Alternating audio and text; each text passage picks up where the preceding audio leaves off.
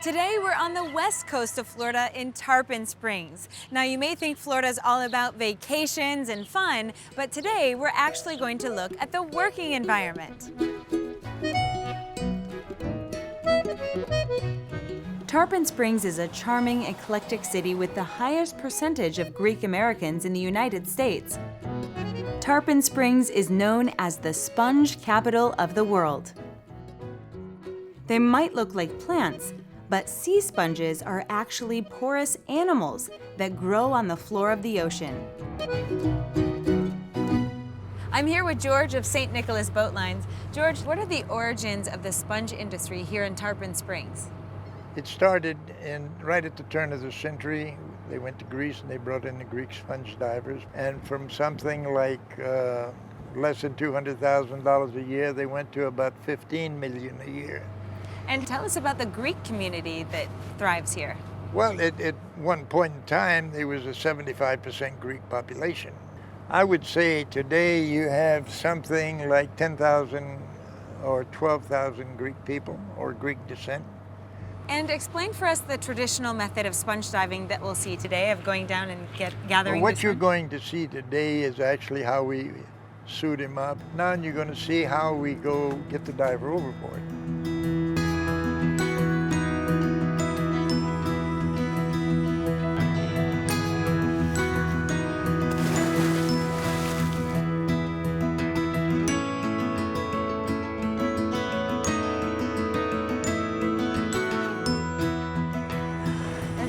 Found here. Oh, wow. How about that? That's the wool sponge. Amazing. It almost looks like a heart.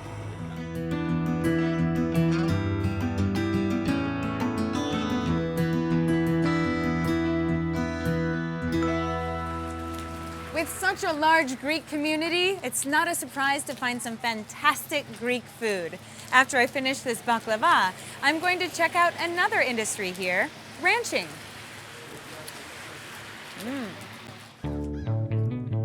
We've come an hour outside of Tarpon Springs to Bardot Brothers Ranch near Dade City.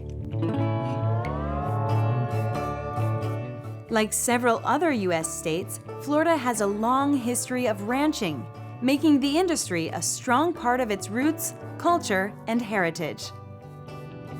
This ranch has been run by the same hardworking family since 1930.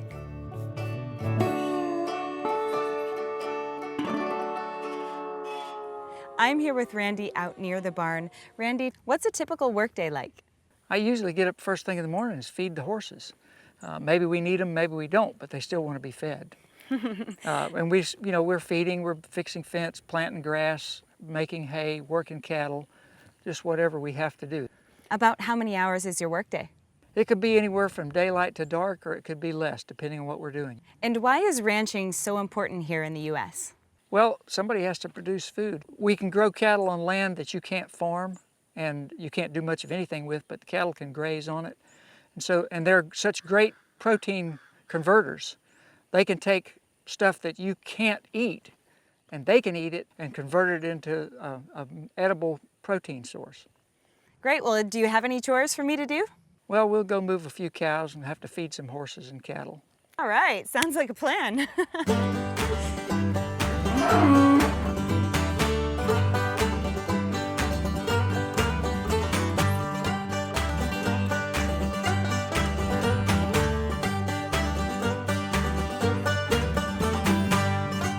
Well, it sure does take a lot of hard work to run a ranch like this. We'll see you next time in St. Augustine.